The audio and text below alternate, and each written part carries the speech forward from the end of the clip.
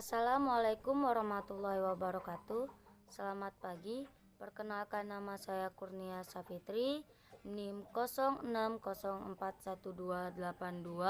06614182025027 dari Prodi Pendidikan Sejarah, Fakultas Keguruan dan Ilmu Pendidikan, Universitas Sriwijaya. Di sini saya akan memaparkan pembahasan soal ujian akhir semester mata kuliah Pendidikan Kewarganegaraan yang diampu oleh Ibu Dr. L.R. Retno Susanti M.Hum. Baik, langsung saja soal yang pertama. Untuk menjadi warga negara yang baik, kita haruslah memiliki beberapa karakteristik berikut. Yang pertama yaitu kita harus menjadi warga negara yang menjalankan kewajiban dan haknya sebagai warga negara yang wajib ikut serta dalam usaha pertahanan dan keamanan negara. Hal tersebut sesuai dalam pasal 30 ayat 1 Undang-Undang Dasar 1945. Untuk implementasinya yaitu adalah kita sebagai warga negara haruslah mentaati peraturan di negara kita, seperti contohnya membayar pajak tepat waktu. Yang kedua, kita harus memiliki sikap saling menghormati dan menghargai orang lain, baik itu dalam berpendapat ataupun suku, ras, dan agama. Implementasinya yaitu kita tidak boleh merasa apa yang kita miliki itu lebih tinggi, menganggap semua orang memiliki hak yang sama dan bertoleransi pada perbedaan yang ada. Yang ketiga yaitu memiliki jiwa nasionalisme dan patriotisme, yang berarti setiap warga negara harus memiliki sikap mempertahankan kedaulatan negaranya dan harus memiliki sikap berani dan rela berkorban demi keutuhan bangsa dan negara. Implementasinya dalam kehidupan kita yaitu seperti sikap nasionalis. Kita itu harus bangga menggunakan produk dalam negeri atau produk lokal. Kemudian untuk contoh sikap patriotisme yaitu rela berkorban bagi kepentingan orang banyak, aktif dalam kegiatan bakti sosial, juga menjadi relawan bagi korban bencana. Yang keempat yaitu kita harus menjadi warga negara yang menjaga identitas bangsanya. Implementasinya seperti kita harus melestarikan budaya lokal. Identitas nasional merupakan manifestasi atau nilai-nilai dari budaya yang tumbuh dan berkembang dalam berbagai aspek kehidupan dengan suatu ciri khas yang menjadikannya berbeda dari bangsa lain. Nah, untuk unsur-unsur pembentuk identitas nasional itu sendiri yaitu meliputi yang pertama suku bangsa. Suku bangsa merupakan identitas yang melekat pada seseorang sejak dia lahir. Yang kedua yaitu agama, yang merupakan identitas yang melekat pada seseorang atas dasar sistem kepercayaan yang dimilikinya. Yang ketiga yaitu bahasa, merupakan identitas yang melekat pada seseorang atas dasar aspek simbolik yang digunakan sebagai sarana interaksi dan komunikasi. Yang keempat yaitu kebudayaan, merupakan identitas yang melekat pada seseorang atas dasar hasil karya, sistem pengetahuan dan nilai-nilai luhur yang dianut dalam masyarakat. Baiklah, sebelum saya menjawab cara mempertahankan NKRI dari disintegrasi bangsa, saya akan terlebih dahulu menjelaskan apa itu disintegrasi bangsa. Disintegrasi bangsa merupakan suatu keadaan ketika suatu bangsa atau negara mengalami perpecahan. Disintegrasi bangsa juga dapat didefinisikan sebagai keadaan atau kondisi di mana persatuan suatu bangsa sudah hilang, sehingga mengakibatkan bangsa tersebut terpecah belah atau tidak bersatu padu lagi, baik dalam berpendapat atau hal lainnya, seperti contohnya kerusuhan di Papua.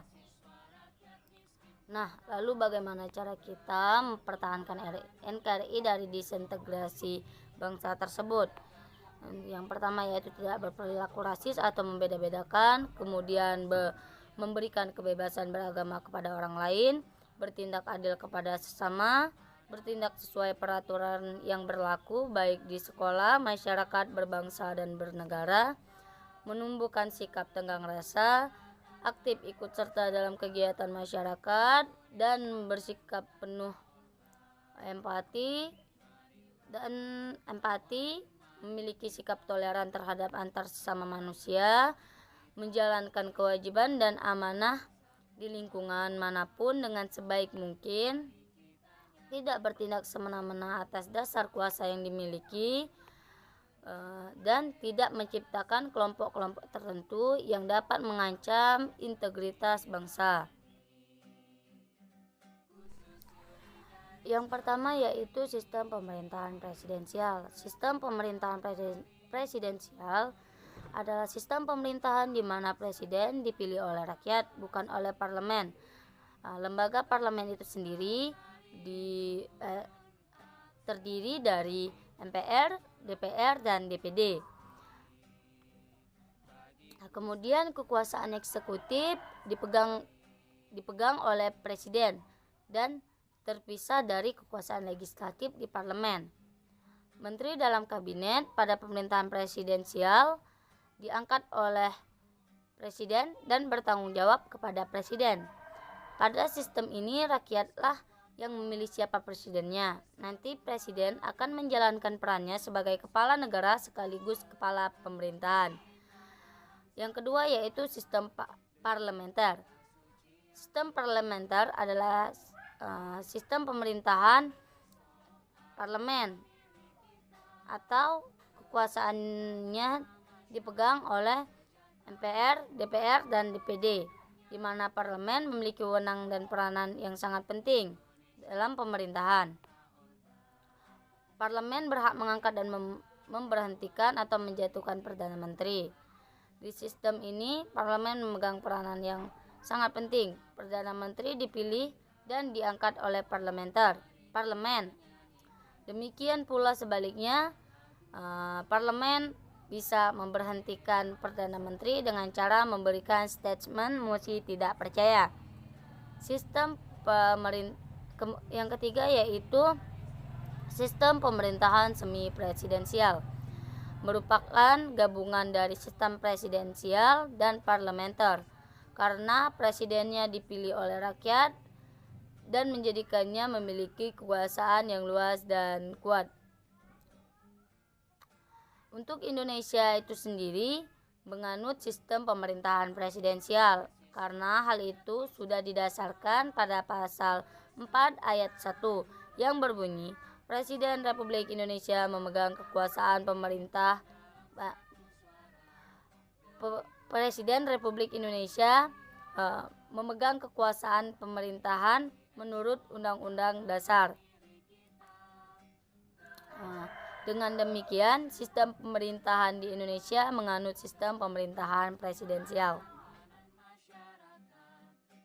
Menurut pendapat saya tentang maraknya paham radikal di Indonesia saat ini yaitu dikarenakan masih banyaknya gerakan-gerakan yang ada pada kalangan-kalangan dalam masyarakat. Gerakan tersebut dapat disebut sebagai radikal apabila gerakan itu melakukan aksi-aksi yang menurut ukuran normal tergolong kasar, karena mereka misalnya menghancurkan segala hal yang dianggap tidak sesuai dengan norma dan ajaran agama mereka, seperti contohnya ISIS. Juga kasus baru-baru ini yaitu penusukan Syekh Ali Jaber yang dimana pelaku tersebut berkedok orang gila. Nah, kita sebagai warga negara harus lebih menanamkan sikap toleransi agar tidak terpengaruh pada paham radikalisme. Wawasan Nasional Bangsa Indonesia adalah wawasan Nusantara yang merupakan pedoman bagi proses pembangunan nasional guna menuju tujuan nasional. Sedangkan ketahanan nasional merupakan kondisi yang harus diwujudkan agar proses pencapaian tujuan nasional tersebut dapat berjalan dan dengan sukses.